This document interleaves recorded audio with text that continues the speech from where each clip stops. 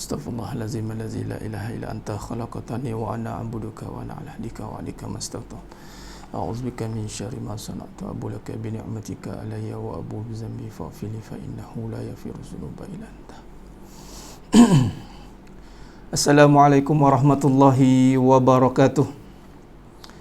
Innal hamdalillah nahmaduhu wa nasta'inuhu wa nastaghfiruh wa na'udzu billahi min syururi anfusina wa min sayyiati a'malina may yahdihillahu fala mudhillalah wa may yudlil fala hadiyalah. Ashhadu an la ilaha illallah wahdahu la syarikalah wa ashhadu anna Muhammadan 'abduhu wa rasuluh. Allahumma salli ala Muhammad wa ala ali Muhammad. Rabbi yasir wa la tu'asir, Rabbi tammim bil khair. Rabbi shrah li sadri wa yassir li amri wahlul 'uqdatam min lisani yafqahu qawli. Allahumma aftah alaina hikmataka wanshur alaina min khazaini rahmatika ya arhamar rahimin. Al-Malikul Quddusus Salamul Mu'minul Muhaiminul Azizul Jabbarul Mutakabbir. Subhanallah ya amma yushrikun. Wallahul khaliqul bari'ul musawwiru lahul asma'ul husna. Yusabbihu lahu ma fis samawati wal ard wa huwal azizul hakim. Wala hawla wala quwwata illa billahil aliyyil azim. Amma ba'd. Sidang penonton, sidang jemaah mati Allah Subhanahu wa taala. Alhamdulillah, pertama mula mari kita sama-sama manjatkan syukur pada Allah Subhanahu wa taala di atas segala nikmat yang telah Allah kurniakan kepada kita hari ini. Yang paling besar yakni nikmat iman, Islam dan ketaatan. Mudah-mudahan kita semua tergolong dalam golongan hamba-hambanya yang benar-benar bersyukur. Alhamdulillah, dengan izin Allah Subhanahu wa taala dapat kita bersiaran kuliah secara online dengan inisiatif daripada sahabat Masjid Original ni, Tuan Haji Yaakob kita. Alhamdulillah dapat kita bersiaran walaupun dalam keadaan kekangan yang ada. Langkah-langkah penjagaan pergerakan, kawalan pergerakan ini, dan kita harap pada semua rakyat Malaysia yang sedang menonton insya-Allah mengambil segala inisiatif untuk terus berada di dalam keadaan yang telah digazetkan oleh pemerintah. Mudah-mudahan dengan ikhtiar yang kita lalui ini dipermudahkan segala musibah kita ni insya-Allah. Khair. Sidang jemaah mati Allah SWT, pada malam yang penuh barakah ni dengan masa yang ada insya-Allah. Dan tadi kita telah pun selesai membaca surah Yasin. Kita buat doa selamat, memohon munajat kepada Allah SWT dengan cara yang mana kita tidak boleh lari. Wala manja minallah, kita tidak boleh lari daripada Allah SWT. Sebab setiap musibah yang berlaku itu datang daripada Allah. Inna lillah wa inna ilaihi raji'un. Kita orang beriman, kita menghadapi setiap musibah, setiap perkara yang berlaku itu mesti melalui dengan jalan iman. Kemudian kita hadapi dengan jalan syariatnya. Dua-dua ni mesti seiring dan sejalan, syariat dan hakikat. Dalam saya tulis dalam kenyataan terbaru saya upload tadi di Facebook, saya tulis syariat penyakit itu dengan ubat-ubatan dan langkah-langkah pencegahan yang telah kita sedang lalui sekarang inilah. Dan pihak KKM, Kementerian Kesihatan Malaysia dengan pihak Kementerian Kerajaan Malaysia bertungkus lumus melakukan langkah-langkah pencegahan dan ubat-ubatan yang disediakan untuk mencegah penyakit itu. Namun hakikatnya, bagi yang beriman ni, hakikat penyakit itu dengan memohon kepada Allah yang Maha menyembuhkan. Ada dua-dua ini diperlukan, wajib. Dua-dua ini, makam asbab itu tadi syariat, dan makam hakikat ini menjadi keutamaan. Malah ini yang utama sebenarnya. Di saat kita bersyariat, jangan sampai kita lupakan hakikat ini.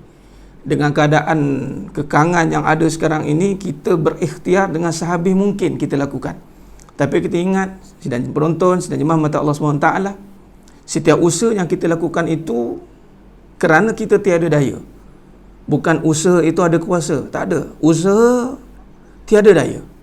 Dan insya-Allah di akhir rancangan kita ini, saya akan ijazahkan amalan yang saya boleh dapat daripada Sahabat Samahah Mufti Negeri Sembilan, Datuk Haji Yusof, yang mana sanadnya daripada Datuk Almarhum Datuk Haji Murtada, Mufti Negeri Sembilan yang sebelumnya, tentang berkenaan dengan tiada daya ni, la haula wala quwata illa billah. Yang mana kita berusaha bukan bermaksud kita berkuasa. Tak ada. Jangan ingat kita bersyariat mampu menyelesaikan masalah. Tidak. Tetapi kita kena bersyariat. Kita kena berusaha. Sebab apa? Sebab kita tak ada daya. Ini yang pertama. Kita i'tikad yang pertama malam ni.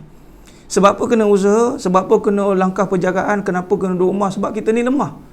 Kita ni bukan ilmu kebal.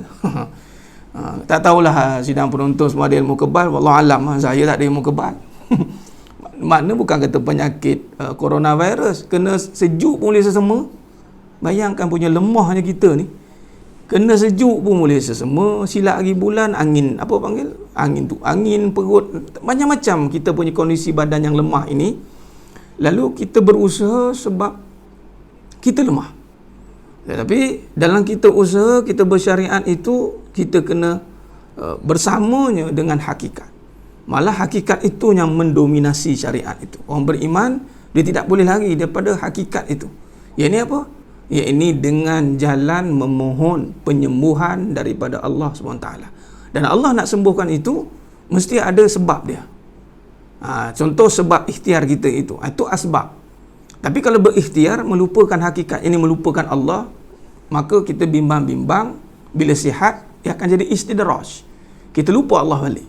Sebenarnya ujian yang datang ini adalah untuk mengingatkan kita kepada pencipta, mengingatkan kita kepada Allah SWT. Sebab tu saya tulis syariat penyakit itu dengan ubat-ubatan dan langkah pencegahan. Apa yang sedang berlaku sekarang ini, kita buat langkah pencegahan. Tetapi hakikat penyakit itu dengan berdoa kepada Allah, tidak putus-putus. Sebagai contoh malam ini kita dah mulakan bermunajat kepada Allah. Jadi kita tiada alasan kenapa kita tak nak berdoa sungguh-sungguh kepada Allah. Dan tertajuk juga malam ni saya nak sentuhkan dalam perbincangan kita pada malam ini juga adalah dalam kitab Hakikat Tauhid dan Tasawuf, iaitu dalam karangan Syekh Imam Ibnu Athaillah Askandari rahimahullah taala, dalam tajuk Kurnia Allah tidak pernah lambat.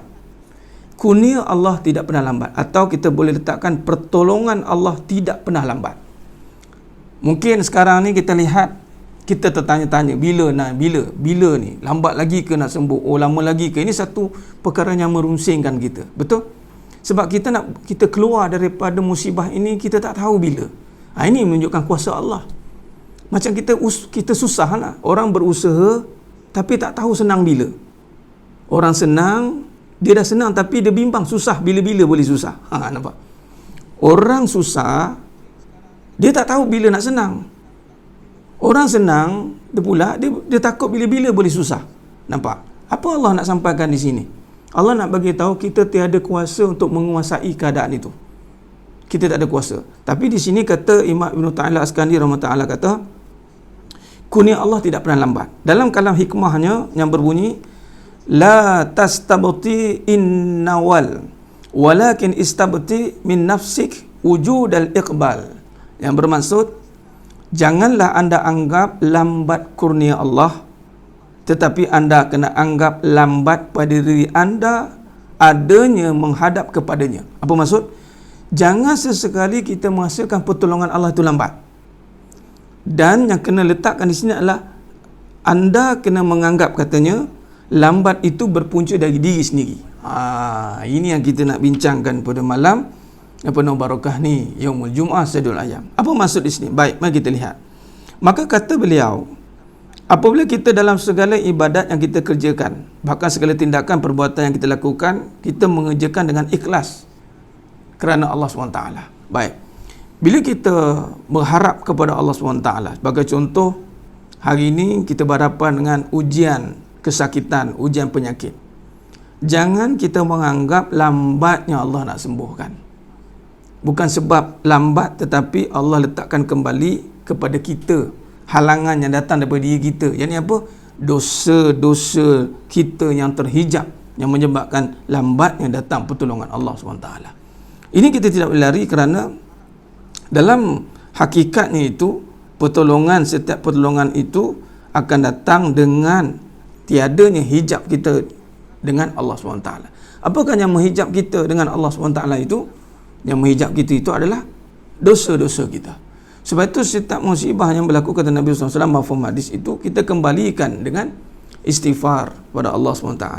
Sebab itu dengan kalam istirja, qalu inna lillah, wa inna ilaihi raji'un. Itu kalam yang mesti kita hayati. Dalam keadaan sekarang ini, kita kena hayati. Dalam kita ikhtiar ni, dah syariat kita dah buat ni. Jangan kita langgar syariat pula. Orang yang membuang syariat itu fasik, rosak. Contoh, dia beriman kepada Allah tapi tiada bukti iman, maka rosak. Iman itu perlukan bukti. Bukti iman tu mesti syariat. Sebab tu saya selalu tekankan, syariat itu menunjukkan hakikat dalam hati dia apa. Orang yang, contoh, orang yang melambat-lambatkan solat, Allah kata wail, neraka wail an salatihim sahun, orang yang lalai itu. Ini maknanya dalam hatinya ada dunia lah, sehingga dia boleh melalaikan solat. Nampak? Syariat itu pengukur hakikat dia kembali. Jadi bermakna, apabila kita dah melakukan syariat, kita dah berikhtiar sesungguh-sungguhnya, kita kena ingat satu perkara, bahawa yang menjadikan, yang memakbulkan, yang mendatangkan itu adalah bukan asbab syariat itu, tetapi keadaan hati kita dengan Allah SWT. Maka di sini kata Imam Ibn Athaillah Iskandari rahimahullah, ikhlas dari hati lahiriah dan batiniah. Di sini kita kena perbaiki keikhlasan kita. Adakah kita hari ini mohon penyembuhan adalah untuk ikhlas beribadat pada Allah? Ini yang kita kena datang merenung tu, muhasabah. Apa hikmah kita duduk rumah sebenarnya? Kadang orang kata duduk rumah apa? Berhenti sebenarnya, wakaf. Arafah, wukuf di Arafah. Sekarang kita boleh ambil iktibar, duduk rumah ni sebenarnya wukuf, berhenti. Berapa lama kita berhenti? 2 minggu dah. 2 minggu kita berhenti. Nah, tu dia. Jadi berhentilah kita di rumah, kurangkan pergerakan. Untuk apa? Untuk menunggu sambil duduk, nunggu kat rumah bila nak sembuh? Bukan. Kita menunggu di rumah, kita di kifyu di rumah, itu untuk wukuf, berhentikan dari diri yang selama ni sibuk, daripada mungkin kita terlalai selama ini, daripada kehidupan dunia kita. Selama ni kita sibuk untuk apa? Rupanya kita sibuk untuk dunia, sehingga bila Allah suruh duduk rumah, kita pening, tak tahu nak buat apa. Sedangkan selawat, contoh malam ini, malam Jumaat, dianjurkan selawat pada Nabi SAW. Innallaha wa malaikatahu yusalluna 'alan nabi ya ayyuhallazina amanu sallu 'alaihi wa sallimu taslima. Jadi kita wukuf, kita berhenti, kita muhasabah, kita tafakur, kita ingat balik Allah bagi kita lama dah sihat. Allah bagi kita puluh tahun kita punya kesihatan Allah bagi. Jangan kita argue kenapa datangnya sakit. Kita ambil ibrah kisah Nabi Ayyub alaihi salam. Malu dengan Allah SWT yang Allah berikan kekayaan, kesihatan, kemewahan 80 tahun lebih. Berapa lama Allah uji Nabi Ayyub AS? 12 tahun. Masya Allah. 12 tahun pun Nabi Ayyub AS malu dengan Allah Ta'ala apabila nak direnungkan dengan nikmat yang banyak Allah bagi. Allah bagi kita kesihatan yang lama. Bukan sehari dua Allah bagi. Belah tahun, puluh tahun. Jadi masanya untuk kita wukuf, berhentilah di rumah, kurangkan pergerakan, duduk di rumah. Nak suruh duduk dekat masjid, sebelum ni tak duduk.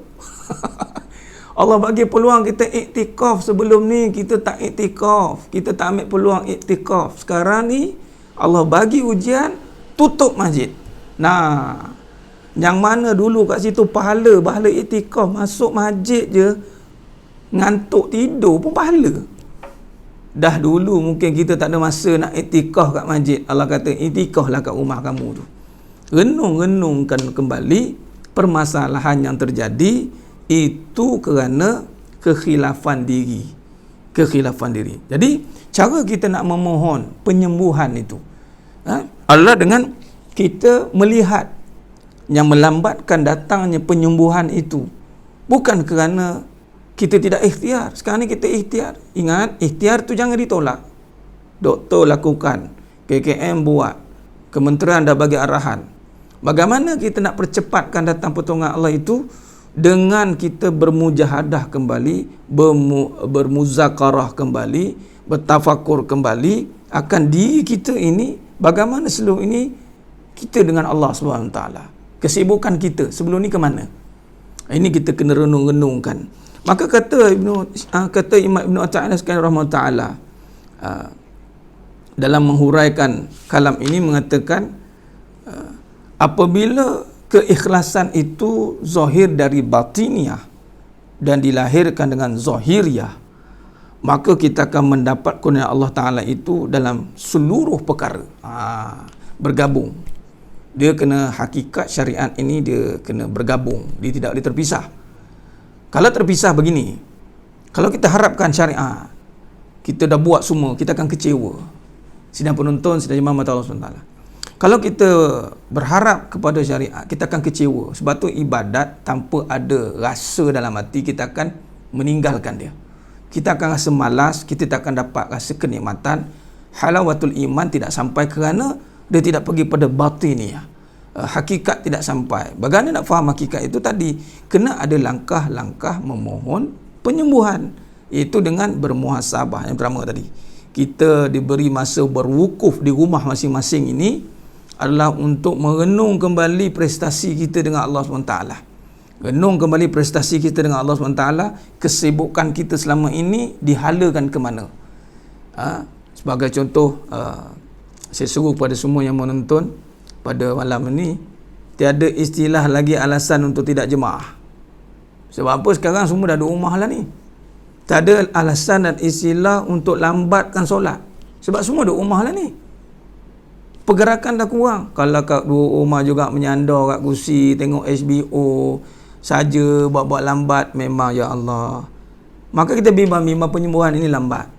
Kita bimbang-bimbang. Sebab kita lihat bertungkul lumus, kita berusaha untuk mencegah penyakit. Bertungkul lumus dengan belanja yang besar. Bukan kecil yang belanja ni, besar. Tapi kalau kita tidak seiringkan dengan hakikat, kita biarkan dia dengan harapan Allah akan tolong. Tidak.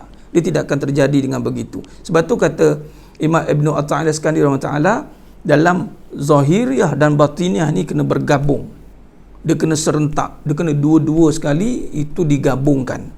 Maka kata beliau lagi, pada hakikatnya kekurangan atau ketinggalan pada diri yang bersangkutan, mungkin dia ada mengerjakan kesalahan atau dosa. Apakah itu dosa besar atau kecil? Apakah itu berhubungan dengan Tuhan atau dengan manusia, dengan makhluk lain? Atau mungkin juga bahawa ibadat yang dikerjakan itu tidak sepenuh hati atau mempunyai perkara-perkara yang berkurangan selama ini. Nampak? Makna lain sekali, yang menyebabkan lambat itu dari kita. Dari kita jugalah. Kena merenung kembali prestasi ibadah kita. Kita bukan hari ini tidak berusaha. Kita berusaha. Tetapi kita mula mengambil alih usaha itu dengan dunia. Kita tak sangkutkan usaha itu pada Allah Subhanahu Wa Taala. Maka di sini lambatnya sesuatu pertolongan itu sampai, kata beliau, adalah kerana kekurangan yang terjadi yang disebabkan dosa. Sama ada dosa besar ataupun kecil. Sama ada berhubungan dengan Allah ataupun dengan manusia. Itu kena merenung semua tu. Jadi kelalaian-kelalaian inilah yang menyebabkan kita hari ini diberikan pengajaran melalui musibah yang berlaku ini. Sebab tu kita kena anggap setiap yang berlaku itu adalah jalan untuk mendekatkan diri kepada Allah SWT. Sebab tu dalam lapangan hakikat tauhid dan tasawuf ini, dalam satu hadis Nabi SAW, mafhum hadis, barang siapa yang dekat kepada Allah sejengkal, nescaya Allah akan dekat kepadanya sehasta.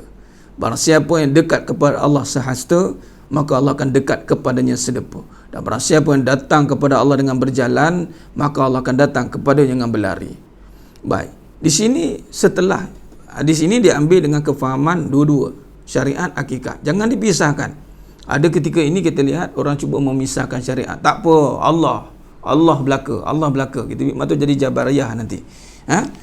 Allah nak tengok usaha kita itu, kesusahan kita, syariat kita itu. Contoh tadi, barang siapa yang nak dekat kepada Allah dengan sejengkal, maknanya usaha kita ini perlu dinilai semula. Adakah kita mampu bersungguh-sungguh nak dekat dengan Allah dengan susah payah syariat?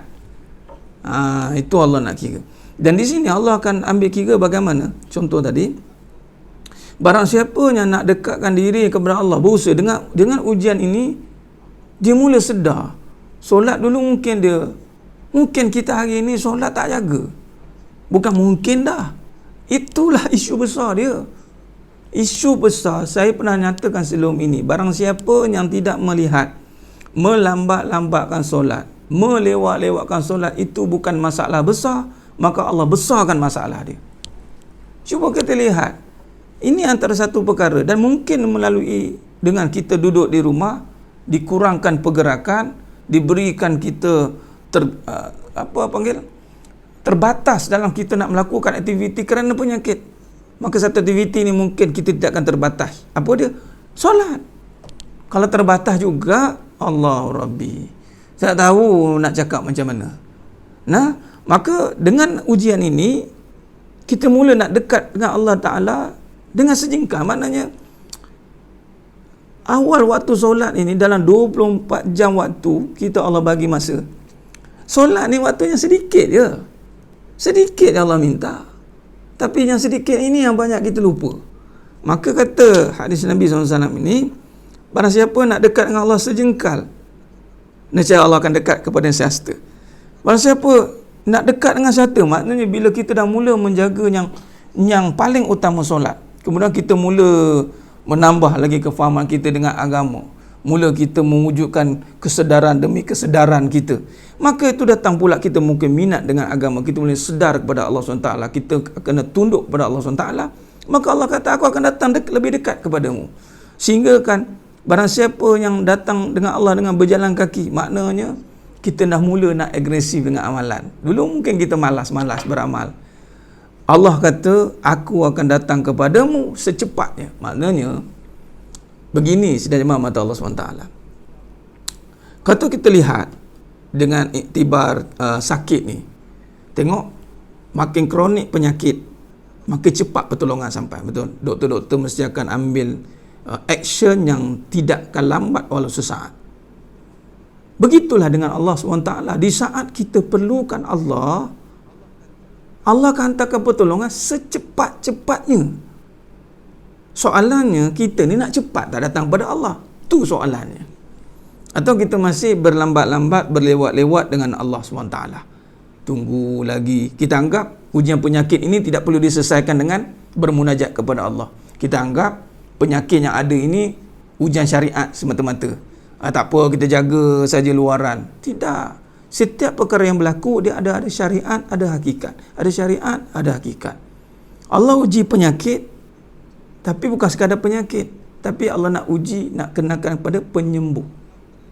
Kena hadapi dengan dua-dua kaedah. Langkah-langkah pencegahan, langkah-langkah penyembuhan. Langkah-langkah pencegahan kita dah buat, langkah-langkah penyembuhan kita kena buat. Sebab tu kita muzakarah, kita bincang, kita buat juga kuliah ni untuk kita kongsikan langkah-langkah penyembuhan seperti ini. Baik. Jadi sebab itu apabila kita kembali renung kan, muhasabah diri kita dengan Allah Subhanahu Wa Taala, kita nak mudah-mudahan ni persiapan. Kita minta kepada Allah persiapan untuk kita hadapi Ramadan yang nak dekat ni. Kita ada masa sebulan lagi ni. Sebulan lagi ni.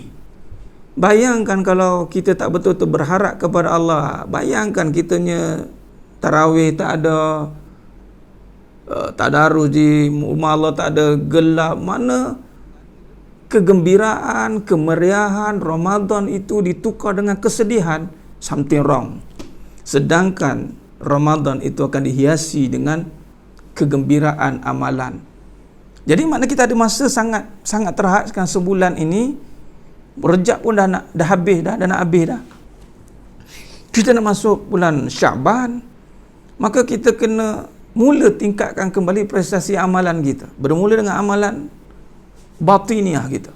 Kita kena mula, saya seru semua yang menonton malam ini, tu sangkutkan pengharapan kepada Allah dan mula perbaiki segala syariat amalan. Syariat amalan tadi. Sebab Allah Ta'ala pertolongannya cepat. Hadis Nabi SAW yang kita bincangkan malam ni, cepat. Pertolongan Allah itu cepat. Sebab itu kata Syekh Imam Ibn Ta'ala Skandar Ta'ala tadi, kita ulang lagi sekali, janganlah anggap kurniaan dan pertolongan Allah itu lambat, tetapi kena anggap yang melambatkan itu datang daripada diri sendiri. Kena selalu ingat begitu. Sebab Allah SWT tidak pernah memberhentikan pertolongan dia. Kalau Allah berhentikan pertolongan, sudah pasti nafas kita pun akan diberhentikan. Jadi pertolongan Allah itu sentiasa ada, walau sesaat, setiap ada. Hela nafas kita sentiasa Allah tolong. Tapi Allah uji sekarang ni, Allah uji kita untuk kita perbaiki hubungan kita kepada Allah Subhanahu wa taala melalui kefahaman yang sebenar. Khair. Jadi sidang penonton, sidang jemaah mata Allah Subhanahu wa taala. Dalam kata-kata seorang ulama tasawuf, ulama tasawuf yang bernama Zunnun al-Mashiri radhiyallahu an, yang disampaikan bahawa beliau telah melihat seorang laki-laki membeli sebuah rumah. Ini menarik cerita ni, perhati baik-baik. Seorang lelaki telah membeli sebuah rumah, dan laki-laki itu bermaksud untuk menulis surat jual beli rumah itu. Sebelum pembelian berlangsung, Zunnun al-Mashiri ini berkata kepada lelaki tersebut, apa kata beliau? Ada dialog berlaku. Saudaraku, sudikah anda menerima pendapatku? Ni Zunnun al-Mashiri kata kepada lelaki yang nak beli rumah tu, ada jual beli rumah berlaku. Maka lelaki itu menjawab, baik wahai tuanku. Zunnun berkata kepadanya, janganlah anda membeli rumah yang satu waktu akan hancur, padahal anda meninggalkan membeli rumah yang akan kekal selama-lamanya. Nampak? Ni seorang lelaki nak beli rumah macam kita lah dok. Kita nak cari rumah. Sekali ada seorang ulama tasawuf ni datang nasihat kita. Dia cakap apa? Janganlah beli rumah yang akan satu masa akan hancur, padahal kita meninggalkan rumah yang kekal selama-lamanya. Kita pun pelik. Laki tu pun menyahut, bagaimana aku mendapatkan rumah yang kekal itu? Nampak? Ini orang cerdik pula jawab. Bukan kata orang yang tak ada ilmu. Orang tak ada ilmu, apa makna ada rumah yang kekal? Jadi kata laki tersebut, bagaimana aku nak dapatkan rumah yang kekal itu? Zunnun menjawab, belilah rumah pada Allah. Belilah rumah pada Allah di kampung yang selamat dan bertetangga dengan orang-orang yang mulia, supaya engkau memperoleh keamanan di perkampungan itu dan mendapat nikmat kebahagiaan yang tidak dapat dinilai dengan harga apapun. Kenapa tidak rumah itu yang kau beli? Kata Zunnun al-Mashiri tadi. Maknanya Zunnun al-Mashiri menawarkan, cuba bayangkan ulama-ulama terdahulu ni, dia buat satu kiasan yang real berlaku. Dia buat satu tawaran, belilah rumah yang mana akan selamat, bertetangga dengan orang-orang yang mulia dan memperolehi keamanan dan nikmat kebahagiaan yang tidak dapat dinilai oleh apa-apa pun. Kenapa tidak rumah itu yang kau beli? Beliau melanjutkan, rumah itu di perbatasan dengan 4 batasan. Maka ditanyakan kepada lelaki itu, kenapa kau tak nak beli rumah ini? Maka batasan yang pertama, iaitu bagaimana nak memiliki rumah yang selamat tadi, yang bahagia, yang tenang. Kata Zunnun al-Mashiri, yang pertama ada 4 perkara yang melayakkan kita dapat rumah tu. Yang ni batasan yang pertama, perumahan-perumahan hamba-hamba yang takut kepada Allah. Ni dia. Yang pertama, hamba-hamba yang takut kepada Allah, iaitu lam yakhsha illallah. Maksud takut pada Allah ni pun kena faham satu perkara. Takut kepada Allah adalah orang yang melaksanakan syariat Allah. Melaksanakan syariat Allah. Contoh dengan penyakit ini, Allah suruh cegah, kemudian Allah suruh taat dengan amalan, kita pun taat dengan amalan, maka dua-dua serentak berlaku. Itu dipanggil akhafullah, takut Allah. Yang kedua, kata Zunnun al-Mashiri, kelompok golongan rumah ni akan bersama dengan orang yang hamba-hamba arifin, yakni makrifat kepada Allah, arifin billah, yang mengenal Allah. Yang ketiga, orang yang rindu kepada Allah. Yang keempat, orang yang cinta kepada Allah. Di antara perumahan tersebut, perumahan yang atapnya itu dinaungi dengan sifat rahman dan pintunya gerbang, sedang pintu tertulis kalam syair yang indah. Rumah takwa dan rumah ridha, semua rumah itu dihiasi dengan takwa. Kemudian menyeru kepada penjuru-penjurunya itu, masuklah ke dalamnya. Kemudian Zunnun al-Mashiri melanjutkan jawapannya, yang dimasukkan rumah itu adalah syurga. Itu tadi kiasan. Maknanya daripada cerita tadi, bahawa ada satu tawaran, setiap yang berlaku di dunia ini, mana kita kena melihat tawaran yang kita nak dapatkan itu pastikan yang kekal. Yang ini jangan sampai kita hari ini melalui setiap perkara di dunia ini sehingga kita hanya mendapat dunia. Contoh, kita hari ini nak sihat, dapat sihat je, tapi tidak mengenal Allah. Kita tak nak dapat yang dipanggil kefahaman yang benar tentang Allah. Kita tidak akan dapat syurga. Sebab syurga ini dapat dengan kefahaman yang benar kepada Allah. Kita hari ini berhabis, untuk sebagai lelaki tadi, dia mengatakan dia berhabis duit beli rumah kat dunia je, tetapi tidak membeli rumah di syurga. Jadi rumah di syurga itu yang kekal, kata Zunnun al-Masyri. Ini maksudnya bagaimana kita sepatutnya ada satu dorongan dan satu desakan, satu semangat untuk kita merealisasikan syurga, merealisasikan akhirat sebagai matlamat kita. Jadi sebab itu, dan juga melalui jalan ini, kita akan dapat melalui setiap musibah itu dengan hati yang tenang. Sebab sebenarnya setiap perkara yang dilalukan oleh Allah SWT itu benar-benar untuk membawa kita dekat kepada Allah, dan Allah menggantikan perkara yang lebih kekal. Contoh, Allah uji kita sekarang dengan kesakitan. Kesakitan ini menyebabkan banyak perkara terkendala. Percayalah bahawa Allah sedang memperkenalkan kepada kita satu ganjaran yang lebih besar. Iaitu apabila kita mula melihat kekuasaan Allah, kita mula menjaga amal. Sekiranya lepas ini Allah bagi balik kebaikan, kesihatan, apa kita janji dengan Allah? Kita akan merebut amalan, fastabiqul khairat. Kita tak nak setelah Allah beri kembali kesihatan, kita kembali mungkir dan melakukan kemungkaran. Kita mungkir dan mungkar. Kita mungkir janji dan kita mungkar kepada Allah SWT. Kita tak mau jadi begitu. Sebab itu, dan Allah berfirman surah Taubah ayat 111, yang bermaksud, sesungguhnya Allah telah membeli diri orang beriman dan harta-harta mereka dengan memberikan syurga buat mereka. Jadi kita nak pada malam yang penuh barakah ni, biarlah Allah beli kita punya pengorbanan, kesusahan kita berhadapan hari ini, yang mana didapat pertukarannya itu adalah dengan ganjaran daripada Allah SWT. Jangan kita hanya mendambakan kepada sudut kesihatan dunia yang selama ni Allah bagi sihat dah. Allah bagi sihat dunia dah, tapi prestasi amalan kita kepada Allah SWT masih di tahap yang membimbangkan. Ini kita kena renung. Kita bimbang ketika Allah berikan kesihatan fizikal, kita sihat lepas ni, tapi hati kita sakit. Hati kita ini lebih parah kesakitannya. Wabak pada hati itu tidak diselesaikan dengan kesakitan syariat ini. Hati-hati sidang jemaah mata Allah SWT. Selepas ini sekiranya Allah cabut musibah ini, akan dua golongan yang akan terbina daripada musibah ini. InsyaAllah musibah ini akan berlalu. Dia sebab kita ingat kan, pada sidang penonton yang berkata Allah SWT, dunia ni tak kekal. Sakit yang berlaku di dunia tidak kekal, dia akan berubah menjadi sihat. Susah pun tidak kekal, dia akan jadi senang. Senang pun tak kekal, jadi susah. Sebab tak ada benda yang kekal. Jadi percayalah, sehebat mana ujian di dunia tidak kekal, dia akan berlalu pergi. Tapi ketika berlalu pergi, apa impak kepada orang yang melaluinya? Akan dua. Yang pertama, terzahir ketaatan dia. Allah bersihkan dia, Allah bagi dia kesakitan, Allah bagi dia kesusahan. Lepas dia melaluinya, dia insaf, dia sedar. Maka menyebabkan dia datang taubatan nasuha, serik, dia ingat, ya Allah, kita melalui zaman yang susah dulu, dia ingat. Allah bagi dia senang kali, Allah bagi dia sihat, dia berazam untuk beribadat. Golongan yang kedua, dilepaskan oleh Allah daripada ujian ini, tetapi dia tidak mendapat apa-apa ketaatan.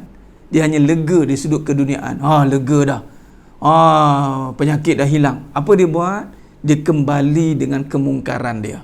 Malah kita bimbang, kemungkaran dia berlaku 2 kali ganda lebih sesat. Kenapa? Dipanggil istidraj. Dan ketika ini, kalau berlaku yang kedua ini, kita masih ditakuk yang lama dengan musibah yang berlaku, dan kita masih daripada prestasi yang lama, kita mungkin masih tetap melihat masjid lepas ni akan dibuka semula, dan kita masih melihat masjid tu macam biasa. Dah buka dah. Okey. Kita tak teringin nak duduk balik masjid. Allah tarik nikmat kita untuk mengimarahkan masjid. Kita bagi tahu, saya nak bagi take note di sini. Surah Taubah ayat 18. Innama ya'muru masajidallahi man amana billah wal yaumil akhir. Ingat, sekarang ni Allah uji, Allah tutup semua masjid. Ya, memang di surah fikihnya ada ruhsahnya, musyakkahnya. Tapi kena ingat, isu iman yang Allah tulis dalam ayat Taubah 18. Hanya senya yang layak mengimarahkan rumah aku ada orang-orang yang beriman. Kita bimbang, kita berada di akhir zaman, keimanan kita diragukan oleh Allah. Sebab Allah tutup di masjid tu. Kita bimbang macam tu. Mudah-mudahan lepas ni Allah buka balik masjid tu, akan nampaklah siapa yang betul-betul beriman nanti akan datang masjid balik. Di sini akan nampak. Mungkin akan mula terkesan dulu masjid kita tidak dipandang sepi masjid. Yang datang orang yang sama, saya ceramah masjid kita tahu pimai tang tu, tang tu. Pimai itu ialah orang aja pun. Nak datang ramai tunggu buat masjid besar-besaran. Buat kambing golek 2 ekor, beratur orang. Habis program, habis. Macam kita nak Ramadan lah lepas ni. Bila sambut Ramadan, AJK masjid semua penin nak buat extension masjid.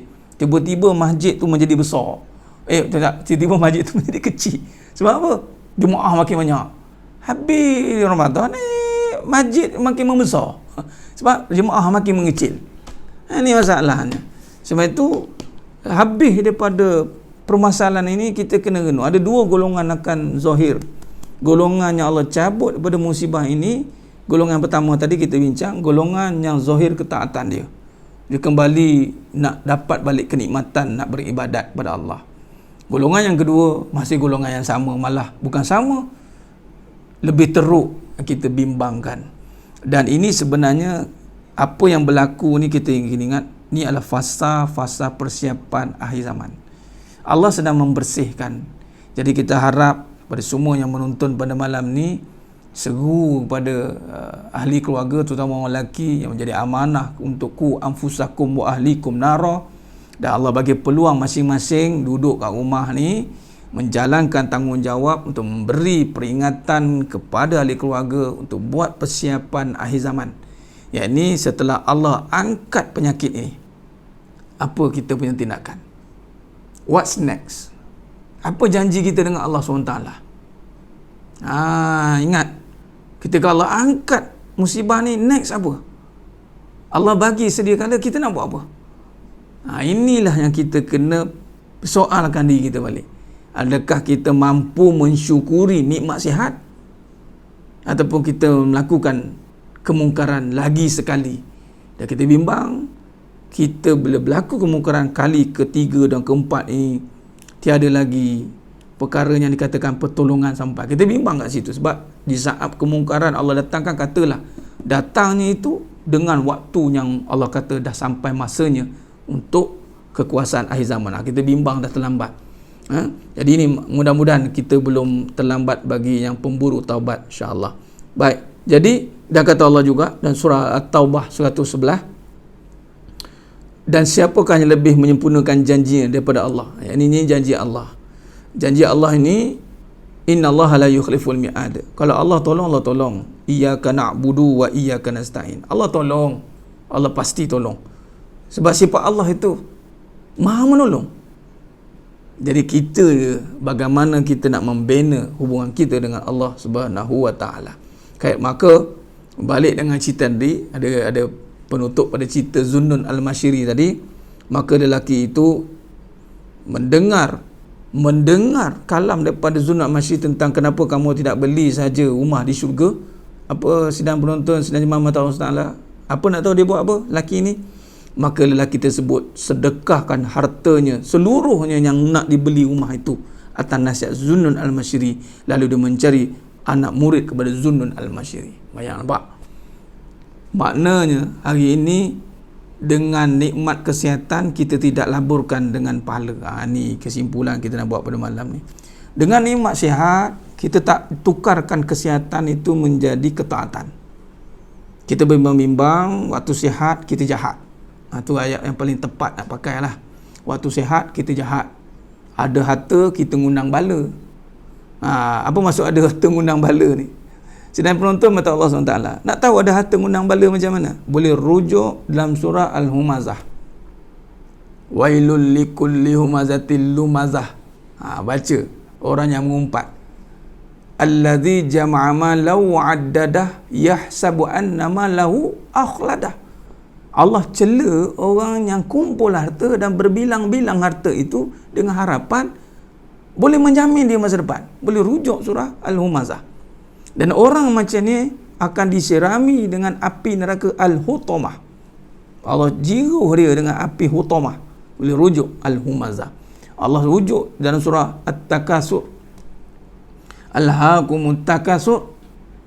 Ingat, manusia ni bekerja-kerja kumpul harta. Tengok sekarang ni ujian, saya dah tengok, yalah kita simpati dengan keadaan, ya, dengan kedai tutup, dengan peniaga pun tersekat sekarang. Ceramah pun lebih kurang juga. Mana sahabat-sahabat asatizah kita tu faham. Yang mana dengan ceramah gini, ingat apa? Ada yang full time tau. Sidang penonton semua. Ada yang memang Allah bagi dia dengan jalan dakwah ni. Semua sekarang teruji. Jadi kita kena renungkanlah.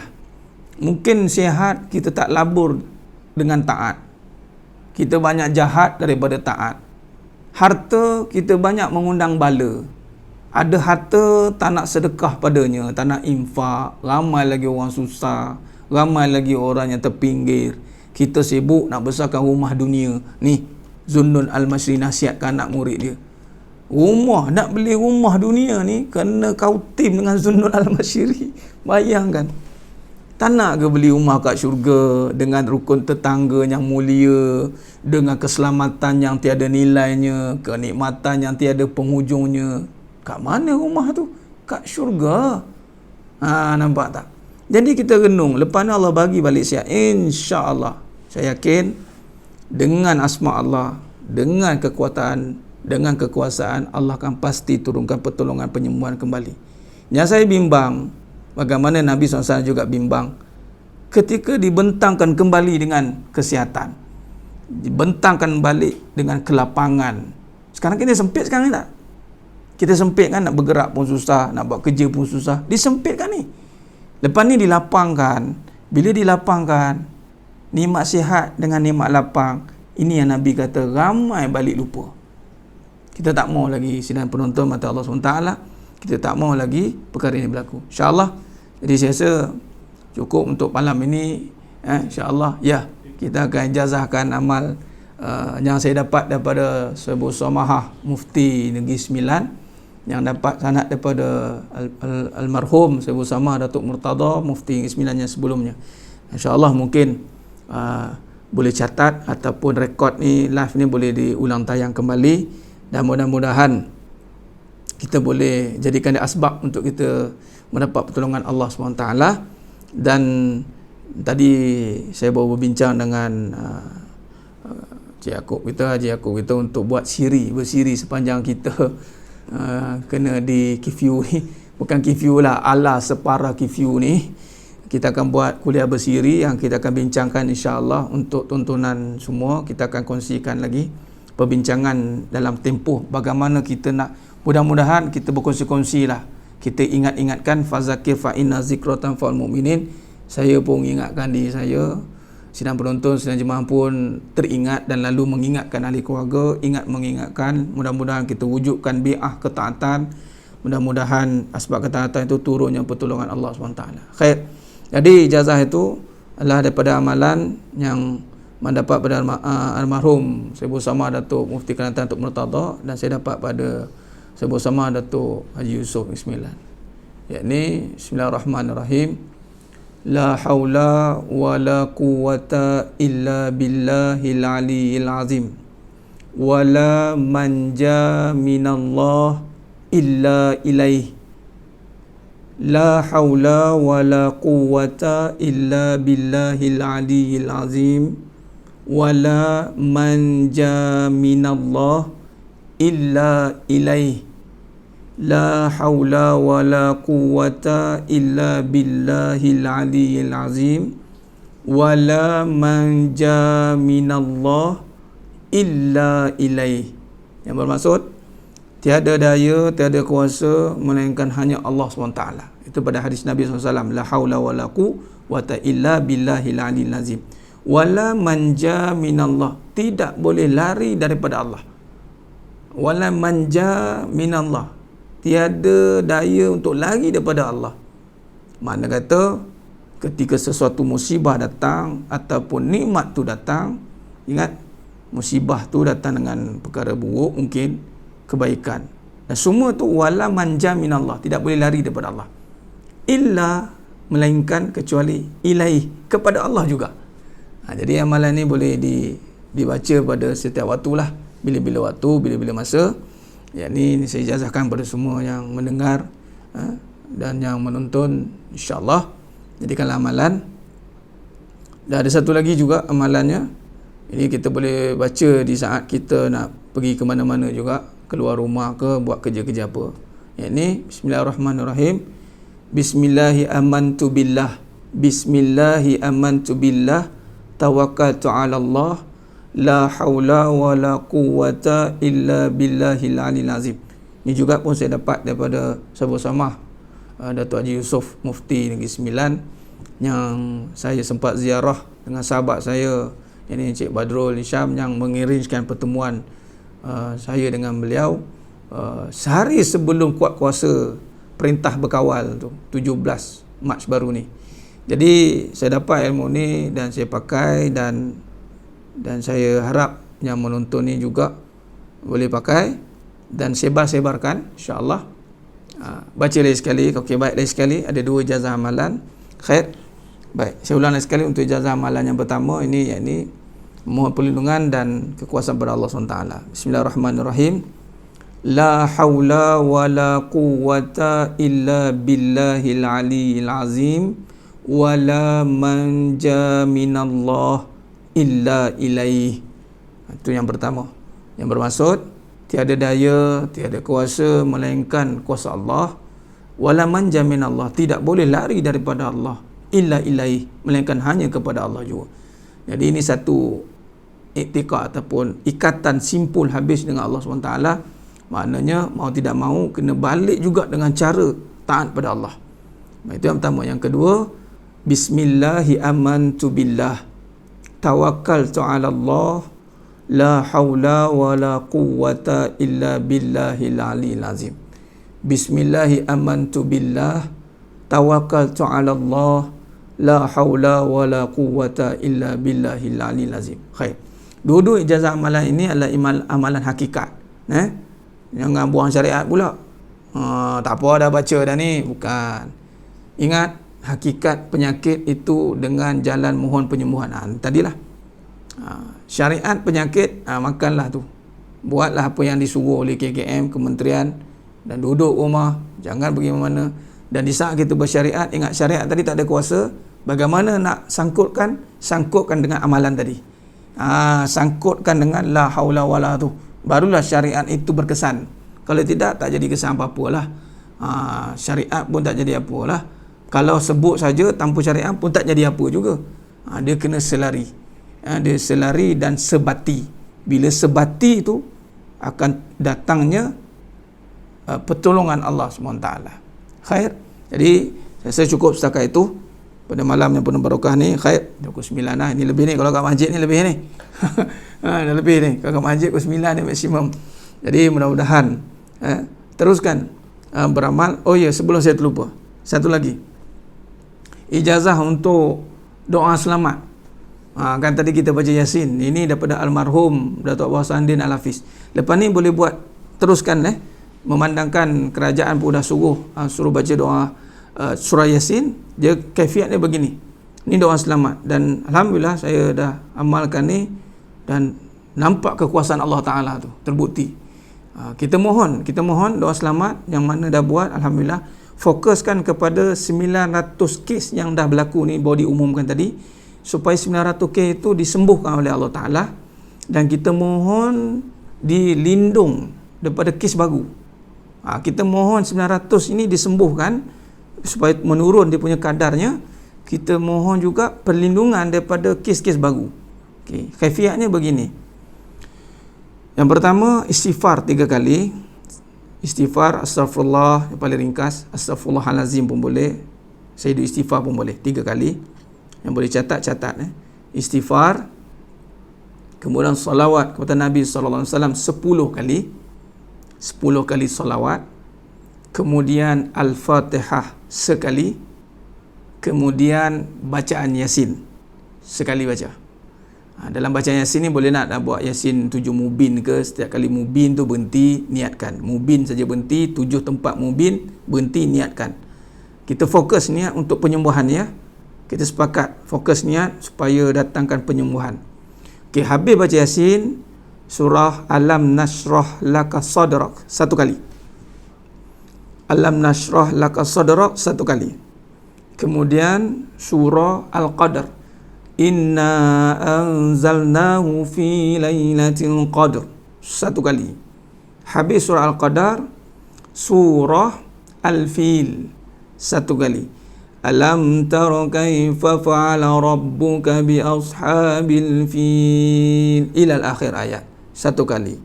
Kemudian surah Alam liila fi Quraisy. Surah Al-Quraisy liila fi Quraisy 1 kali. Liila fi Quraisy ila akhir ayat 1 kali. Selepas liila fi Quraisy, surah Al-Kafirun, Qul ya ayyuhal kafirun ila akhir ayat. Surah Al-Kafirun, kemudian surah Al-Ikhlas 1 kali. Surah Al-Kafirun tadi 1 kali, surah Al-Ikhlas 1 kali, kemudian surah Al-Falaq, Qul a'udzu birabbil falaq ila akhir ayat 1 kali. Kemudian surah An-Nas 1 kali, Qul a'udzu birabbin nas ila akhir ayat 1 kali. Kemudian surah Al-Fatihah kembali 1 kali. Kemudian teruskan membaca doa. Dan dalam doa itu masukkan Allahumma antas salam wa minkas salam wa ilaika ya'udus salam fa inna rabbana bisalam ila akhir. Dan teruskan berniat doa supaya Allah turunkan. Ini kefiat doa selamat yang full set. Full set. Jadi saya berharap kepada yang menonton ni boleh jadikan amalan. 3 dah kita ijazahkan amalan ni. Yang Yasin ni, kafiat doa selamat ni dapat pada almarhum saya bersama Datuk Abah Sandin Al-Hafiz. Ini amalan ni amalkan. Jadi boleh buat setiap maghrib sementara dah kita duduk rumah tu, bacalah. Amalkan. Doa, minta Allah Ta'ala bantu dengan barakah Yasin juga insyaAllah. Jadi terima kasih banyak pada semua yang menonton pada malam yang penuh barakah ni. Saya mengambil kata-kata PM kita, stay at home. Stay at home. Sila duduk, jangan lari. Itu mantan agung dulu. Sila duduk, jangan lari. Iktikaflah di rumah. Iktikaflah di rumah. Wukuflah di rumah. Jadikan rumah itu kembali bercahaya. Ini masanya mungkin dulu jadi kuburan rumah kita. Banyakkan baca Al-Quran di dalam rumah, solat jemaah di rumah, buat muzakarah, majlis usrah di rumah. Kembalikan, hidupkan rumah-rumah yang mana kemungkinan jadi kuburan sebelum ini Nabi kata. InsyaAllah ada juga kebaikannya. Mudah-mudahan semua yang menonton pada malam ini, kita mohon pada Allah Ta'ala dengan kuasa Allah SWT, dengan barakah nama Nabi SAW, dengan nama Allah yang maha pemurah lagi maha mengasihani, insyaAllah Allah mengangkat seluruh mudarat yang berlaku pada kita hari ini. Allah sembuhkan 900 orang yang sedang melalui penyakit coronavirus ini, insyaAllah. Allah lindung semua penduduk Malaysia khususnya dan seluruh penduduk dunia amnya daripada penyakit coronavirus ini, daripada terus merebak. Dan Allah kembalikan keamanan, kesejahteraan, kebahagiaan, kenikmatan kepada kita semua seperti sedia kala. Mudah-mudahan dengan sebab musibah ini menyebabkan kita kembali bertaat kepada Allah SWT. Dan insyaAllah dengan berkat nama Nabi SAW juga, dengan nama Allah yang maha pemurah lagi maha mengasihani, insyaAllah memilih kita semua yang menonton pada malam ni, yang mendengar, insyaAllah dimasukkan dalam syurganya tanpa hisab. Amin ya rabbal alamin. Aqulu qouli hadza wa astaghfirullah azim li wa lakum wa bila taufiq wal hidayah. Wassalamualaikum warahmatullahi wabarakatuh. Wallahu a'lam bissawab.